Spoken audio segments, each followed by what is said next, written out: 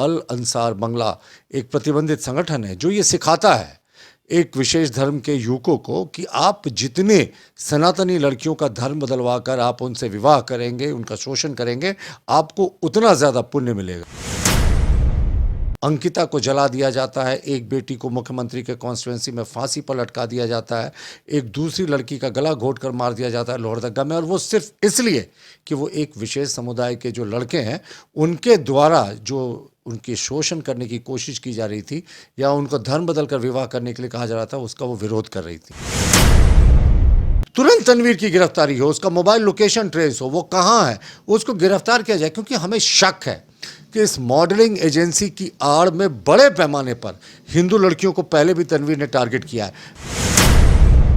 झारखंड में फिर से एक बार लव जिहाद का मामला सामने आया है। दरअसल इस बार मॉडलिंग सेक्टर से यह मामला सामने आया है कि तनवीर नाम का युवक जो कि यश नाम परिवर्तित कर मानवी राज नामक मॉडल को परेशान करता है। दरअसल मानवी इस परेशानी से तंग आकर रांची छोड़कर मुंबई चली गई और पिछले 9 महीने से मुंबई में स्ट्रगल कर रही है। इस बीच जब फिर उसे तंग किया गया उसके बाद वो पुलिस के शरण में पहुंची है।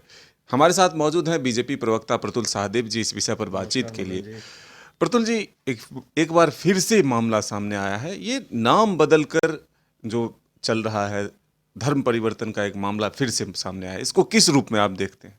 देखिए, हम एक लंबे समय से धर्म परिवर्तन के मुद्दे को झारखंड में उठाते रहे हैं कि किस तरीके से जो झारखंड के अगल बगल के जो अंतर्राष्ट्रीय बांग्लादेश के बॉर्डर से सटे ज़िले हैं उनकी डेमोग्राफी बदल गई। मुस्लिम आबादी में अप्रत्याशित रूप से उनकी संख्या में बढ़ोतरी हुई और एक विशेष पॉलिटिकल पार्टी ने सिर्फ अपने स्वार्थ के लिए उनको ना सिर्फ राशन कार्ड मुहैया करा दिया बल्कि उनको वोटिंग कार्ड भी दिला दिया। ये अवैध बांग्लादेशी घुसपैठिए हैं और ये जो जिहादी मानसिकता वाले लोग हैं ये वहीं से जिहादी मानसिकता आती है। हमने मांग की थी कि एक अल अंसार बंगला एक प्रतिबंधित संगठन है जो ये सिखाता है एक विशेष धर्म के युवकों को कि आप जितने सनातनी लड़कियों का धर्म बदलवा कर आप उनसे विवाह करेंगे, उनका शोषण करेंगे, आपको उतना ज़्यादा पुण्य मिलेगा। ऐसे कुछ कुंठित मानसिकता के लोग हैं। मैं कुछ शब्द का प्रयोग कर रहा हूँ। एक विशेष समुदाय के कुछ कुंठित मानसिकता के जो लोग हैं वो इस फिलॉसफी से प्रभावित होकर सनातनी लड़कियों को लगातार टारगेट करते हैं। अंकिता को जला दिया जाता है, एक बेटी को मुख्यमंत्री के कॉन्स्टिट्यूंसी में फांसी पर लटका दिया जाता है, एक दूसरी लड़की का गला घोट कर मार दिया जाता है लोहरदगा में, और वो सिर्फ इसलिए कि वो एक विशेष समुदाय के जो लड़के हैं उनके द्वारा जो उनकी शोषण करने की कोशिश की जा रही थी या उनको धर्म बदल कर विवाह करने के लिए कहा जा रहा था, उसका वो विरोध कर रही थी। अभी आप ताज़ा मामला देखें और ये बड़ा इनके लिए आसान होता है।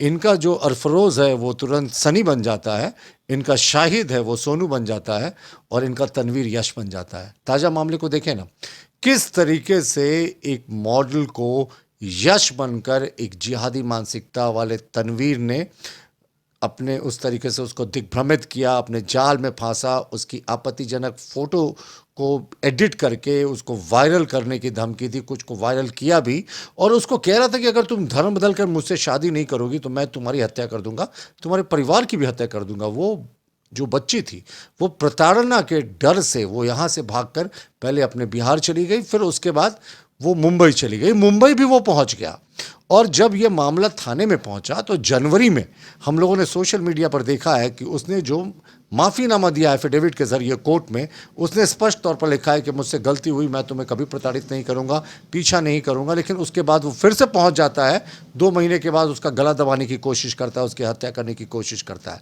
तो ये जिहादी मानसिकता वाले लोग जो हैं, ये लव जिहाद के मामले हैं, इनको पता नहीं इस हेमंत सरकार में अपना अपना सरकार वाली फीलिंग क्यों आती है।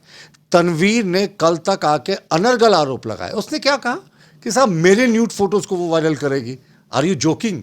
ऐसा कोई मानेगा?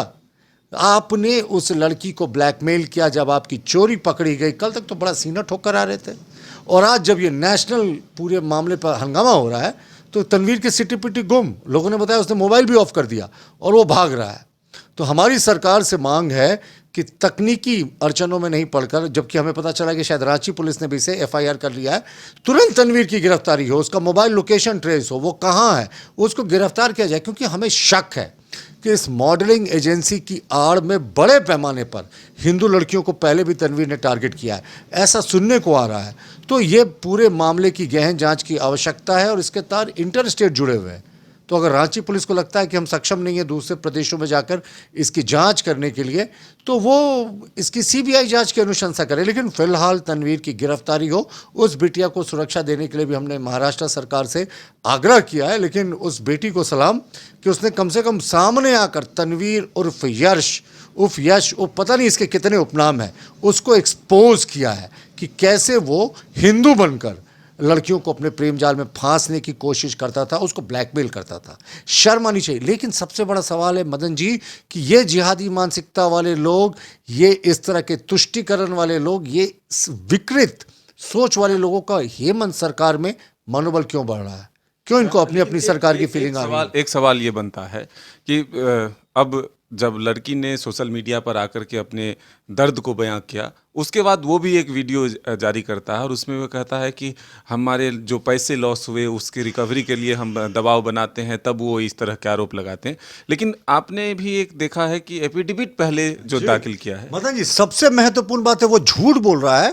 देखिए, मैं अदालत नहीं हूं, मैं फैसला नहीं सुना सकता, लेकिन एक कॉमन सेंस जो एक आम नागरिक होता है उसके नाते मैं बोल रहा हूं, अगर वो ब्लैकमेल हो रहा था तो उसने फिर क्यों एक माफीनामे में इसी वर्ष जनवरी में साइन किया कोर्ट में, नोटरी को सर्टिफाई कराया कि अब मैं इस लड़की को तंग नहीं करूंगा, मैं जो भी करूंगा। और वो तो ये भी कह रहा है कि अगर मैं देश से बाहर जाऊंगा तो भी मैं इसे अपना पता दूंगा, यानी इसके देश के भागने की भी संभावना है। इसीलिए हम कह रहे हैं इस मामले को सीबीआई की जांच होनी चाहिए और अविलंब गिरफ्तारी हो। हमें आशंका है कि कहीं ये जिहादी मानसिकता वाला व्यक्ति बांग्लादेश या नेपाल के रास्ते बाहर भागने की कोशिश ना करे, अविलंब इसकी गिरफ्तारी हो। और अगर ये सच में, अगर इसने कोई गलत नहीं किया था तो इसने एफिडेविट पर कोर्ट में साइन करके अपना जुर्म स्वीकार किया है और कहा है आगे मैं कुछ नहीं करूंगा। उसके बाद उसने ऑटो में बैठकर, उस लड़की ने ऑटो का नंबर भी जारी किया, इसका गला दबाने की कोशिश की और धमकाया है कि मैं तुम्हारे परिजनों को मार दूंगा। तो ये तो सिर्फ बचने के लिए झूठी दलील दे रहा है। आपको लगता है कि रांची भी अब एक सॉफ्ट टारगेट बन गया है, ऐसा सेंटर बनता जा रहा है कि मॉडलिंग के नाम पर एक छोटे से कमरे को किराए पर लेकर के उसको अपना दफ्तर बनाना और फिर इस तरह के नाम बदलकर अपने धर्म को आगे बढ़ाना, ये लग रहा है कि ऐसा एक सिंडिकेट बनता जा रहा है? सिर्फ मॉडलिंग नहीं, अब झारखंड की टोटलिटी में बात करें ना, तो ये जब से सरकार आई है, हमारी सरकार ने बहुत कड़े धर्मांतरण निषेध कानून को लाया था, उसको इस सरकार ने शिथिल कर दिया। अब मैंने क्या कहा, अंसारुल बंगला एक प्रतिबंधित संगठन है। आप उसके वीडियोस को देखेंगे, बड़े आपत्तिजनक वीडियोस हैं, वीडियोस को बैन भी किया गया है। उनको कहा जाता है, समझाया जाता है एक कुंठित मानसिकता वाले लोगों को कि साहब आप सनातनी बेटियों को टारगेट करें, उनका धर्म बदलवाएं, आपको इतना पुण्य मिलेगा। तो अभी तक इस राज्य सरकार ने हमारी मांग के बावजूद अंसार बंगला को के खिलाफ सीबीआई जांच की अनुशंसा क्यों नहीं की? और ये खास करके ये जो रैकेट है, ये पाकुड़, साहेबगंज, दुमका, वहां से चलता हुआ ये पूरे झारखंड में फैल रहा है।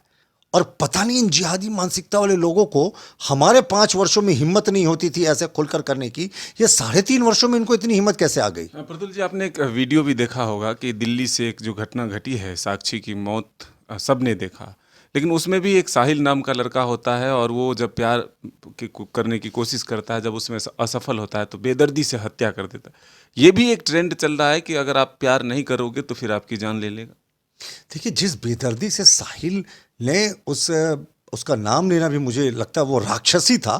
जिस बेदर्दी से उस बेटी की हत्या की गई, उसको छुरा घोप घोप कर पत्थर मारा और उसकी हिम्मत इतनी थी कि वापस आकर फिर से पत्थर मांगा। लेकिन उसका हत्यारा एक नहीं था, कम से कम 15-20 लोग क्रॉस कर रहे थे। ये सब हत्या के भागीदार हैं। हमें लगता है कि समाज में कॉन्शियसनेस बढ़नी चाहिए। भाई, आपको अगर किसी से प्रेम है और अगर वो आपको प्रेम नहीं कर रहा तो क्या आप उसकी हत्या कर देंगे?